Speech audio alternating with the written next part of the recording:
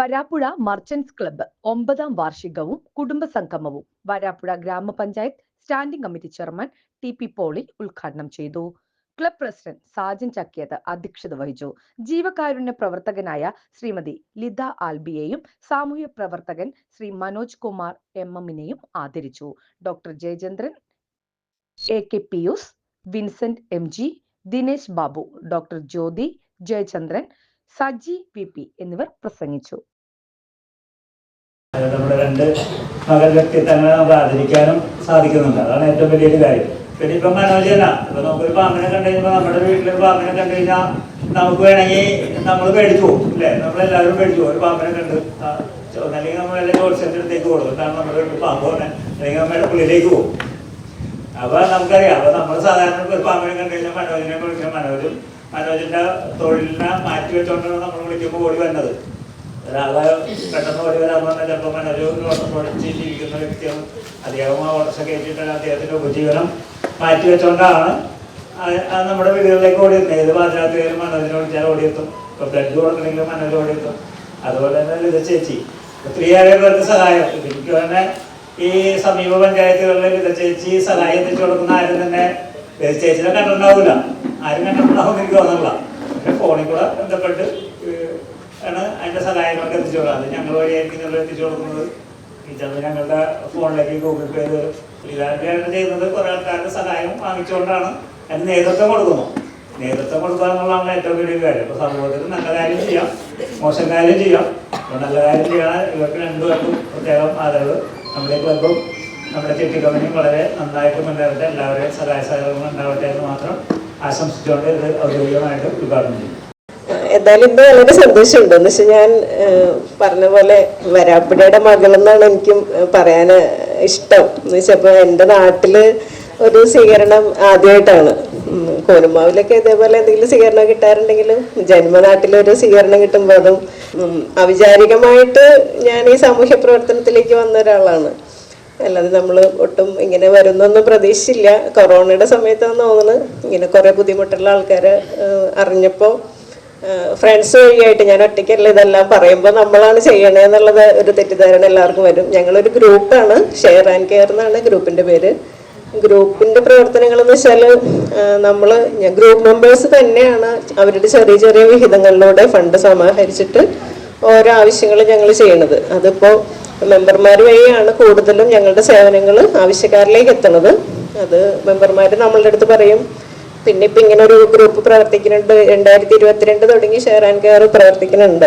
അപ്പോൾ ഇപ്പം അത്യാവശ്യം എല്ലാവർക്കും അറിയാം ഇങ്ങനെ ഒരു ഗ്രൂപ്പ് ഉണ്ട്, ചെറിയ സഹായങ്ങളൊക്കെ കിട്ടുന്ന ഒരു ഗ്രൂപ്പാണെന്ന് പറഞ്ഞിട്ട് പല അപേക്ഷകളും പലരും ഇങ്ങനെ വിളിച്ചൊക്കെ ചോദിക്കും. അപ്പോൾ നമുക്കിങ്ങനെ ഒരാൾ എന്തെങ്കിലും ഡീറ്റെയിൽസ് പറയുമ്പോൾ മെമ്പർമാരെയാണ് ആദ്യം വിളിച്ചിട്ടത് ജെനുവിൻ കേസാണോ, തട്ടിപ്പ് കേസുകളും കുറേ വിളിക്കാറുണ്ട്. അപ്പോൾ അവരുടെ ഒരു പെർമിഷൻ കിട്ടിക്കഴിയുമ്പോഴാണ് നമ്മളത് ഗ്രൂപ്പിലിടുന്നത്. ഗ്രൂപ്പിലിടുമ്പോഴും ആർക്കാണോ ഞങ്ങൾ സഹായം കൊടുക്കുന്നത് അവരുടെ ഐഡന്റിറ്റി ഞങ്ങൾ വെളിപ്പെടുത്താറില്ല. അത് പേഴ്സണലായിട്ട് ചോദിക്കുന്നവർക്ക് മാത്രമാണ് നമ്മൾ പറഞ്ഞു കൊടുക്കാറ്. ഇല്ലെങ്കിൽ ഇന്ന വാർഡില, ഇന്ന പഞ്ചായത്തില, ഇന്ന അസുഖമുള്ള ഒരു പേഷ്യൻറ്റിനൊരു നമ്മുടെ ഒരു സഹായം ആവശ്യമുണ്ടെന്ന് പറഞ്ഞിട്ടാണ് നമ്മൾ ഗ്രൂപ്പിലേക്ക് ഇടുന്നത്. അപ്പോൾ ഓരോരുത്തരും ഞങ്ങളുടെ ഗ്രൂപ്പിൻ്റെ പ്രത്യേകത എന്ന് വെച്ചാൽ നിർബന്ധമൊന്നുമില്ല. 200 പേരോളം ഉണ്ട് ഗ്രൂപ്പ് മെമ്പേഴ്സ്. എല്ലാവരും എന്തെങ്കിലും തന്നോളണമെന്നൊരു നിർബന്ധം ഞങ്ങൾ വെച്ചിട്ടില്ല. ഓരോരുത്തർക്ക് ഇഷ്ടമുള്ളതുപോലെ 50 രൂപ തുടങ്ങി 1000 രൂപ വരെ തരണ ഒരു ഗ്രൂപ്പിലുണ്ട്.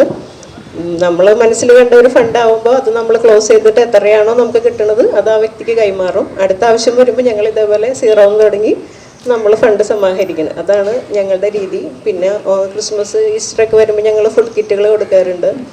പിന്നെ നമ്മൾ സ്കൂൾ തുറക്കുന്ന സമയം വരുമ്പോൾ സ്കൂൾ ബാഗുകൾ കളക്ട് ചെയ്യാറുണ്ട്. എന്താ പറയുക, ഓരോ ദിവസം തോറും നമുക്കിങ്ങനെ നമ്മുടെ കൂടെ നിൽക്കാൻ കുറേ പേരെ കിട്ടണമെന്നുള്ളതാണ് ഏറ്റവും വലിയ സന്തോഷം. എല്ലാവരും ഇങ്ങനെ ചോദിക്കാറുണ്ട്. ഇപ്പം മെമ്പർമാർ തന്നെ കൂടുതൽ ചോദിക്കാറുണ്ട്. ഞങ്ങളൊക്കെ ഇങ്ങനെ ചോദിച്ചാൽ ചിലപ്പോൾ ഞങ്ങളിപ്പോൾ 10,000 രൂപ അല്ലെങ്കിൽ 5000 രൂപയൊക്കെ ചിലപ്പോൾ ഒരു ദിവസം കൊണ്ടായിരിക്കും സമാഹരിക്കണത്.